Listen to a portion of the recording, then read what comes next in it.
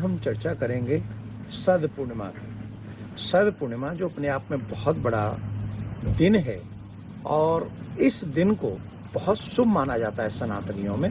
Reason सीधा सा है कि पूर्णिमा का जो दिन है, शरद पूर्णिमा का जो दिन है वो अपने आप में बहुत बड़ा है।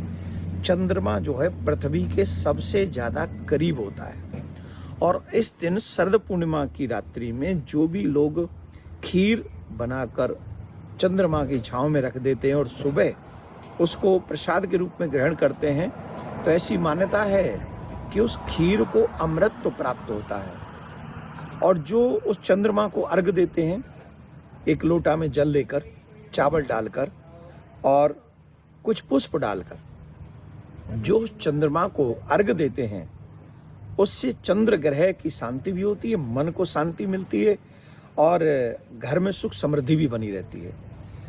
शरद पूर्णिमा की रात्रि को ही श्रेष्ठ शरद पूर्णिमा को इसलिए भी माना जाता है क्योंकि आज ही के दिन माँ लक्ष्मी का प्राकट्य हुआ था।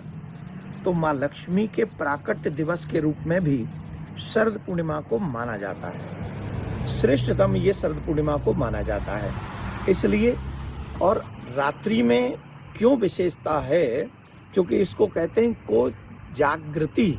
इसका मतलब है को जागृति, संध्या भी इसको कहते हैं। इसका मतलब ये हुआ कि रात्रि में, शरद पूर्णिमा की रात्रि में माँ लक्ष्मी पृथ्वी पर भ्रमण करती हैं।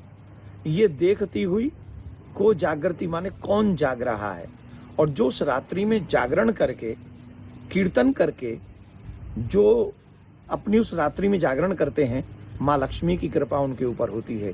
इसलिए प्रिया कांजू के मंदिर में तो आप सबको पता ही है कि रात्रि में कीर्तन होता है पूर्णिमा पर।